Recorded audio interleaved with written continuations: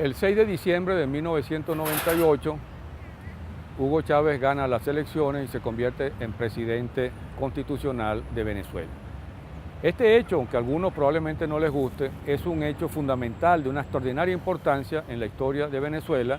Marcó el fin de lo que se suele llamar la Cuarta República y el inicio del proceso de cambio que se vive en Venezuela desde entonces. Yo no voy a hablar acerca del proceso de cambio, voy a hablar simple y llanamente del contexto en que se producen las elecciones del 6 de diciembre de 1998. La crisis del cuarto republicanismo, de la Cuarta República, de alguna manera se hace evidente con la gran explosión popular que tuvo lugar a fines de febrero de 1987 en Caracas y otras ciudades del país, lo que se suele conocer como el Caracazo, y que fue reprimido de una manera brutal por el gobierno de entonces. La crisis siguió acentuándose con el golpe militar revolucionario del 4 de febrero de 1992, encabezado por Hugo Chávez, que al reconocer la derrota del movimiento y asumir la responsabilidad en un país donde nadie quería asumir responsabilidades, se convirtió en un héroe popular, con toda razón, en alguien que era capaz de verdad de asumir esa responsabilidad. Ese movimiento le costó la cárcel, por supuesto, a Chávez, y hubo otro movimiento militar de corte insurreccional el 27 de noviembre de ese año. Si la crisis siguió profundizándose. Se siguió profundizando a tal punto que al año siguiente los sectores gubernamentales decidieron sacrificar a Carlos Andrés Pérez. Sacrificar a Carlos Andrés Pérez para tratar de salvar el poder, cosa que no les resultó.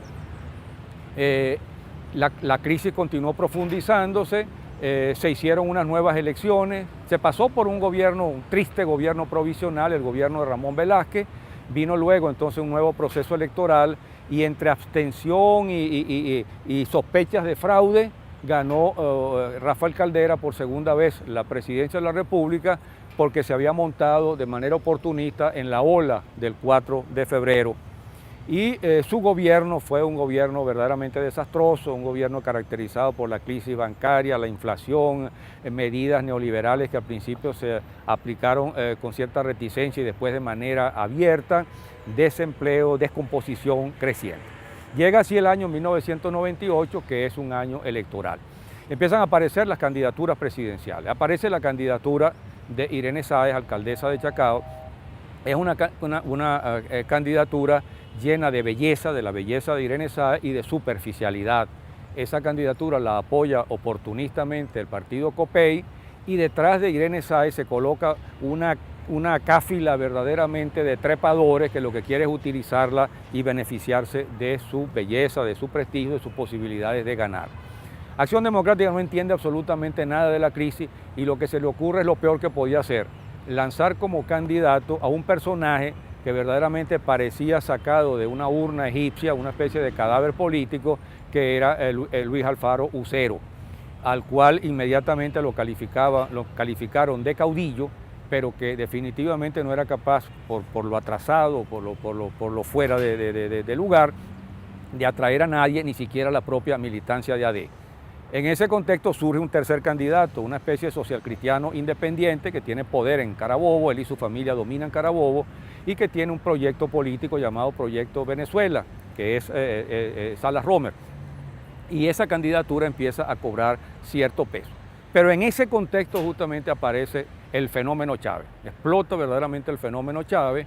Chávez ha abandonado el abstencionismo que ha defendido hasta entonces, se involucra en una campaña electoral y su mensaje empieza a llegarle a buena parte del pueblo venezolano que quiere un cambio.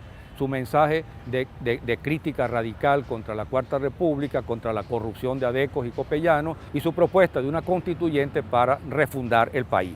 Chávez crece enormemente mientras la candidatura de Irene Sáez empieza a estancarse y la candidatura de Alfaro no despega. Y solo se mantiene la candidatura de Salas Romer. Al cabo de un cierto tiempo se ve claramente que la candidatura de Chávez parece indetenible y adecos y copellanos empiezan a preguntarse qué hacer con sus candidaturas y si es necesario que se sumen a la candidatura de Salas Romer. Y empieza a desarrollarse todo un conjunto de maniobras, de intrigas y de trampas, una de las cuales es modificar fuera del lapso y sin tener verdadera autoridad para ello, porque se estaba violando la ley electoral, las elecciones de gobernadores y de alcaldes que ese año coincidían con las de presidente, para separarlas y adelantarlas de tal manera que Chávez no arrastrara con su prestigio esas elecciones. Las pusieron entonces en noviembre en lugar de diciembre y lograron de esa manera, con esa trampa, garantizarse cerca de la mitad del Congreso. Pero como la candidatura era indetenible, se decidieron entonces finalmente a tumbar a sus candidatos. Los copellanos sacaron prácticamente a la fuerza, obligaron a renunciar a Irene Sáez, que protestó, pero finalmente aceptó, y los adecos decidieron acabar con su pobre caudillo, lo humillaron, el caudillo se negó a ser destituido, se encadenó a la puerta de la Casa de Acción Democrática, un espectáculo realmente trágico, y de todas maneras lo dejaron afuera, y entonces decidieron, tanto los adecos como los copellanos, unirse a la candidatura de Salas Romer. A los copellanos no les costaba mucho, en fin de cuentas, Salas Romer era un copellano, un socialdemócrata, un social cristiano como ellos, y no era difícil que pudieran votar por él. Pero a los adecos, que todavía conservaban o trataban de conservar cierta imagen popular y que tenían ciertos sectores populares, eso les resultaba demasiado cuesta arriba. Y no hay duda de que una parte de ese voto adeco no se quiso ir hacia Salas Romer, e incluso una parte de ese voto se deslizó hacia la candidatura popular de Hugo Chávez.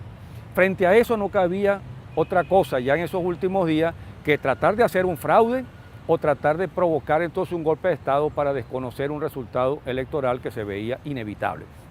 La derecha venezolana, la derecha cuarto-republicana no se atrevió a hacerlo porque temían un nuevo Caracazo, pero esta vez un Caracazo organizado detrás de la candidatura de Chávez, y se resignaron entonces finalmente, bajo protesta si se quiere, a aceptar los resultados electorales. Se les agotó la trampa y el resultado el 6 de diciembre de 1998 fue un triunfo contundente de Hugo Chávez, que sacó el 56.4% de los votos contra 39.4% que sacó Salas Romer. Así, Chávez fue declarado presidente constitucional de la República y se inició en Venezuela este proceso de cambio que se ha vivido a lo largo de estos últimos años.